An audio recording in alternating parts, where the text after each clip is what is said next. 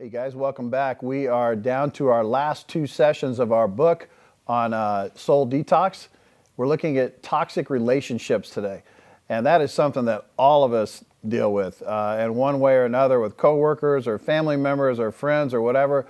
But we're going to be looking at that today because it can be tricky when you've got people in your life that, that are hard to deal with. All of us have that crazy cousin or uncle or even a spouse sometimes who can get maybe a little toxic or a little hard to be with in a relationship or a friendship or whatever. But, what do we do with these? What does God want us to do with these kind of relationships? And you have good relationships and you have bad relationships. All of us have that. And you have to admit that people around you can either be a blessing or they can be extremely difficult. And there's a few shades of gray in between. It's not just black and white. The one's great and one's terrible. But, family, friends, coworkers, all of these people can be loving, they can be caring, they can be encouraging, they can be uplifting, they can pour into your life, inspiring and all those things. But then again, they can also be life-draining and dreadful and critical and all of those things all the qualities about people that you don't like, that bring you down. So, when you spend enough time with people, you're going to see both, obviously. Everyone's not perfect, but how do we deal with the good and the bad? And that's what we're going to look at today. So these people, instead of making you feel better, they're always picking you apart and finding fault in the things that you do.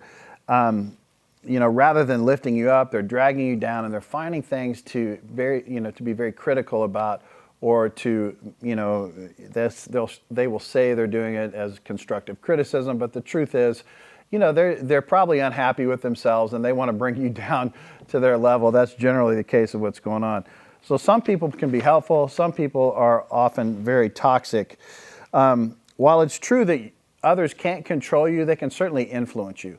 And that's what we want to look at a little bit today. If the majority of your friendships are people that you would say are probably living a life that's displeasing to God, it's probably time to find some better people to hang around with. You need to find people that can lift you up, because what's going to happen is the longer you're around people that will bring you down, they're going to bring you down faster than what you can possibly bring them up and to convert them, so to speak, or to get them on board with how you're living and who you're following in Jesus.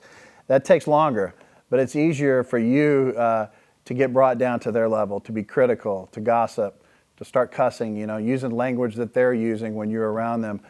So that's something that we have to be very careful of. The Bible says this in 1 Corinthians 15:33. It's on your screen here. Do not be misled. Bad company corrupts good character. Come back to your senses as you ought and stop sinning, for there are some who are ignorant of God, and I say this to your shame. Okay, good company or bad company corrupts good character.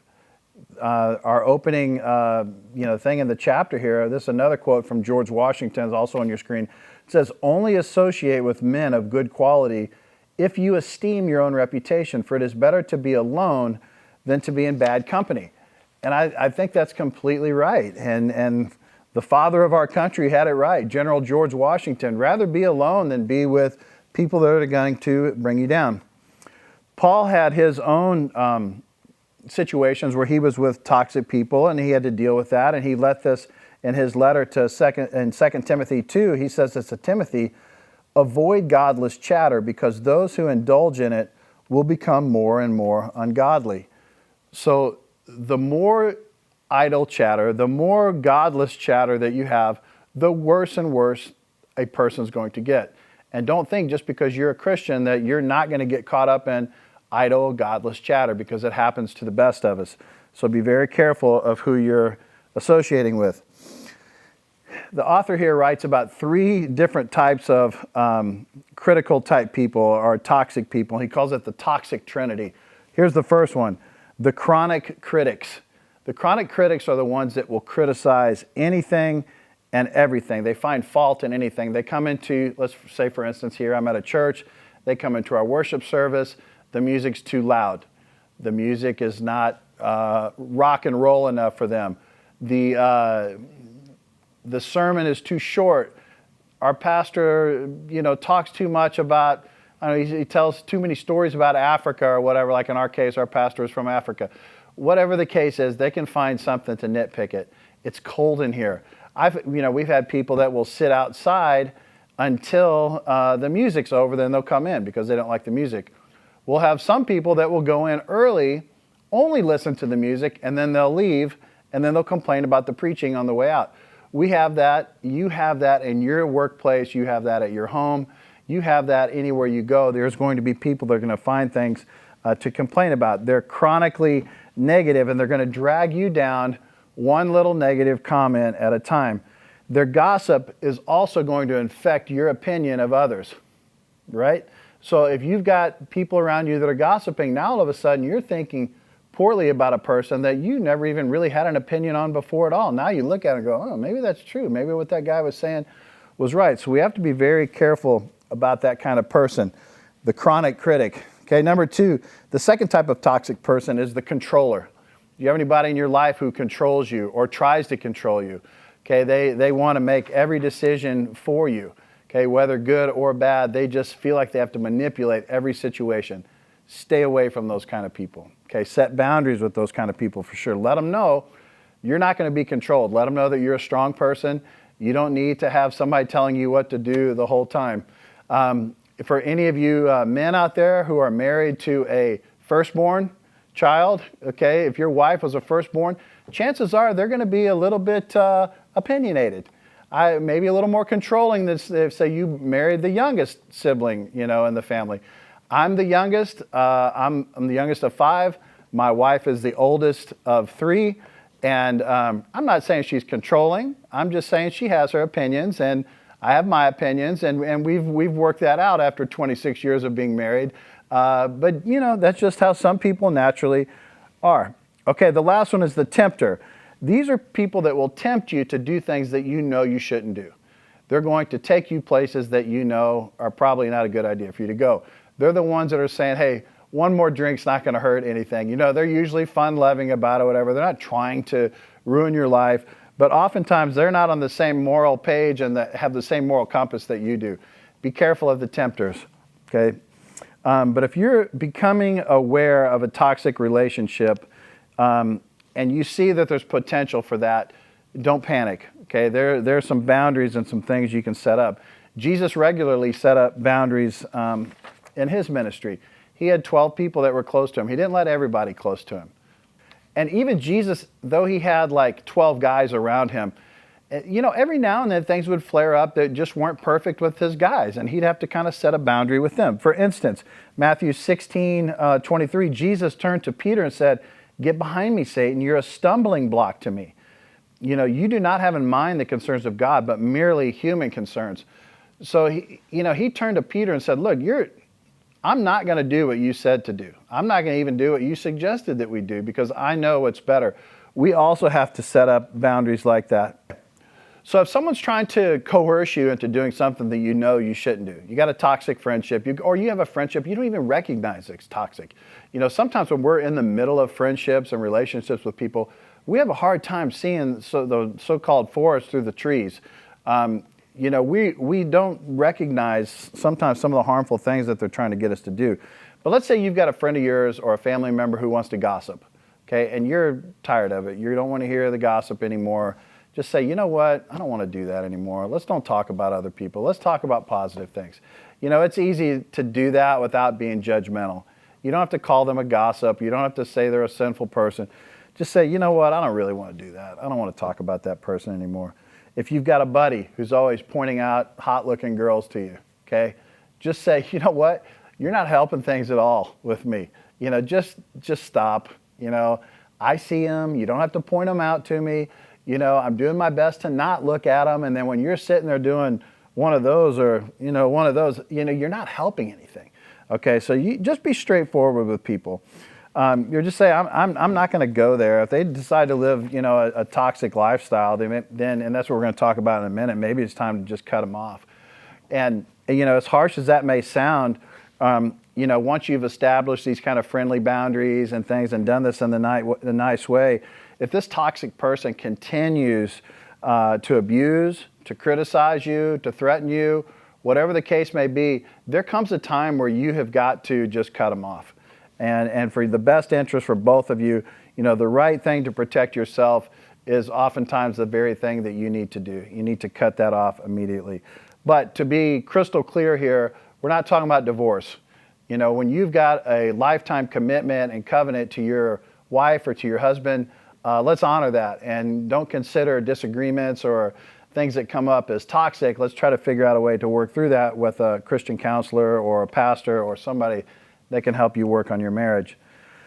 And we'll see, other family members that will, I'm sure you've seen this before. You'll have a brother who stops talking to another brother. You have a cousin that won't talk to another cousin. You'll have an uncle who is in a lawsuit with another uncle of yours. And they haven't talked to each other in years. These things happen. And I think it honestly breaks God's heart to see family members that aren't speaking to each other, that have cut each other off and have not worked through these things. And we see lots of examples of, cutting people off throughout the Bible too. Acts 15, you see the story of Paul and Barnabas have a bitter disagreement. Rather than fight each other over it, rather than gossip about each other or take each other to court or whatever the case is, they just went separate ways. Go separate ways. I've done that with people in my life. It's like, look, you know what? I can't do this anymore. Sorry. Block on the phone, block on social media, block the emails. Sometimes you have to do it. It doesn't make it easy. 2 Corinthians 6:14, we see where the Apostle Paul talks about not being unequally yoked with your spouse. Okay, that's a preventative measure. That's a cutting off a relationship before it gets too far, potentially, because it could become toxic. Genesis 39, we see the story of Joseph and Potiphar's wife, where we all know the story where Potiphar's wife wants to sleep with Joseph and he runs. She grabs a hold of his robe. We don't know if he's naked, if he's got a tunic on underneath or whatever it is they wore, but we know that he ran. And we don't see Joseph doing this. We don't see him sticking around to share his faith. We don't see him saying, hey, let me pray for you. Let's hold hands and let me pray for you. What he did was he got out of there and he cut it completely off. He severed it, and there was never any more relationship or friendship or any other interaction with these two again in the story. But let me caution you of this. Before you start blasting people out of your life, before you decide, I'm just going to cut that person off, I'm going to cut that person off, it should be a rare thing and it should be a last resort. We don't want to go through life cutting people off because we want to be in a relationship with them where we can influence them for the good. But when we know it's a toxic person, we have to definitely set up those kind of boundaries. But when in doubt, remember this. Proverbs 12:26 says, the righteous choose their friends carefully, but the way of the wicked leads them astray. Choose your friends carefully. The Bible says that right here. Why choose your friends carefully? Because they are going to influence you. Okay, you can influence them, but remember, their influence may come a lot quicker than what you have for them. If you ever have to distance yourself from someone who's toxic, the main reason is to protect yourself and to protect those around you. It's going to help keep you spiritually stronger, okay? It's going to get you intimately where God wants you to be when you have taken those kind of people out of your lives. You have to be spiritually healthy if you want to bring God's healing love to this world. And you can't be spiritually healthy if you're around people that are bringing you down. I had a guy a coworker that I had worked with before, who was doing a lot of things that I just decided I can't work with this guy anymore. I can't talk to this guy anymore. There was a lot of evil and immoral things that he was doing. And the company that we worked for wouldn't fire him. They said what he's doing is, obviously it's wrong, but it's not a fireable offense. So I quit. Said, I trusted God on this. I knew God put it in my heart. Well, as soon as I quit, a couple weeks later, they figured out a way to fire him. Once they fired him, they hired me back at almost double the salary. Okay, God's faithful, and God will be faithful in situations where you take a stand and you say, hey, look, I'm not going to hang around with these kind of people. I'm not going to do this anymore. I'm not going to be associated with this. I want to be in healthy relationships. I want to be with people that are encouraging and uplifting, and I hope you have those kind of people in your life to make you better and better as a Christ follower in this world. Guys, we'll see you next week.